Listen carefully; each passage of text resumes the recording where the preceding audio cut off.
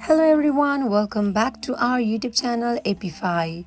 So today in this video I'll show you how to use back camera on Bigo Live. So without getting further delay, let's jump into our video.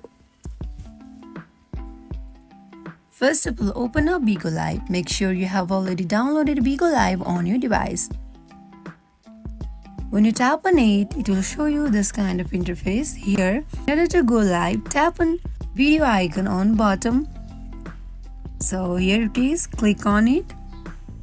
Now here you can go live. Simply tap and go live.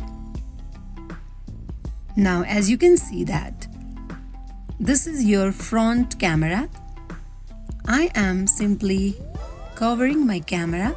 So in order to join your back camera, simply tap on three line and here click on flip camera icon. On flip icon. When you tap on it, it will show you back camera. So in this way you can use back camera on Bigo Live. So that is it for today. If you guys like this video, do not forget to like, comment and subscribe our channel. Thank you for watching.